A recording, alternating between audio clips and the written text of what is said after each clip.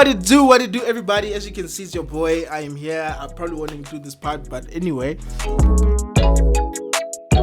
Alright, so self-care. Self-care is a very important thing for gents. You see, gents, now, we don't talk about these things enough.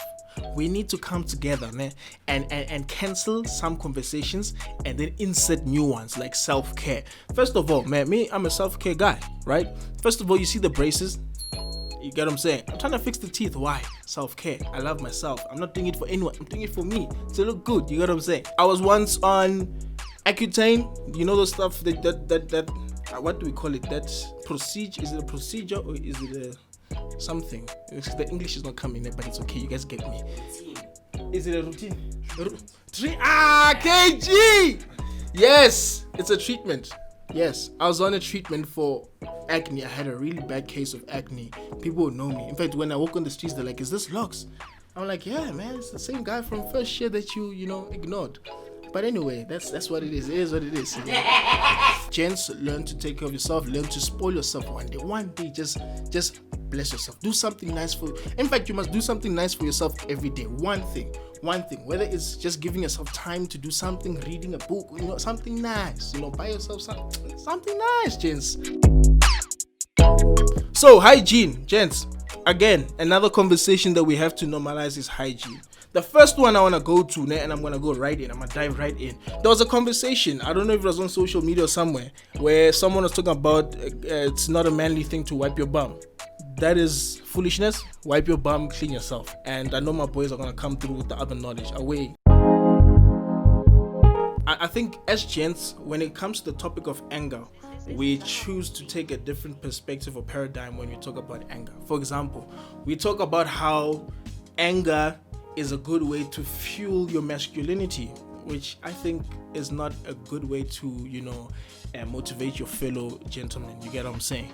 So I'll give you, an example. For example, back where I'm from, Limpopo, Polokwane, I don't know if there's like a principality of fighting there, but it's like niggas are just aggressive in Limpopo. Like everyone is just ready to pounce. It's like we ready. You get what I'm saying? So back then when I was still living in Polokwane full time, your anger was something that people in this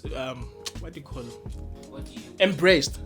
I found that out myself. I didn't need help. Men in the society that I was from, they embraced anger, and they always motivated anger as a way to fuel you being a better fighter and stuff. You're not a man if you can't do damage to this guy, fighting and everything. And anger in my life led to depression, and it got really deep.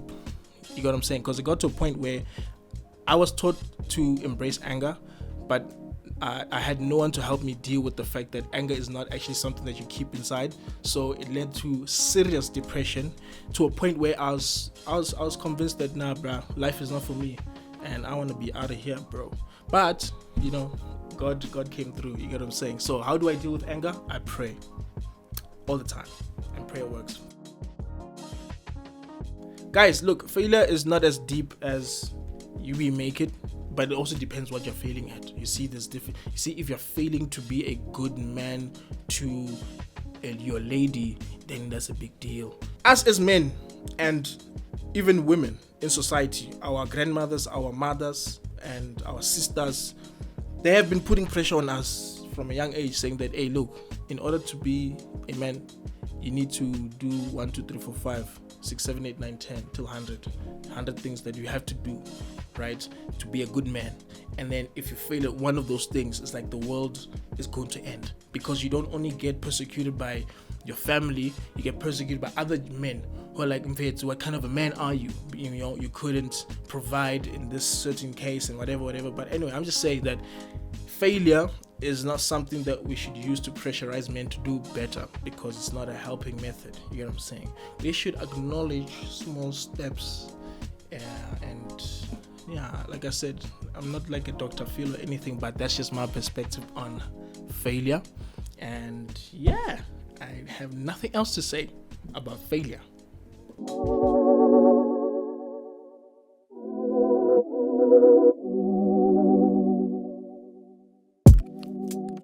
Look, man, I'm gonna be honest with you guys. If I was a woman for a day, I would like to experience what it's like to be or your periods, your period pains. Let me tell you why. Before you guys think I'm weird, right? I want to be able the next day when I become a man again, I want to be able to tell my boys, right, the men's confidence that, look, bro, periods aren't that deep. You get what I'm saying? Or, hey, periods is not something that you want to experience. That's painful. Like, beyond what you know and understand, it's painful. If I was a woman for a day, I'd like to just know how bad are these period pains? Are they really as hectic as everyone? Like, it puts you down for a couple of days. I want to be able to tell my boys and put them on the next day. Okay.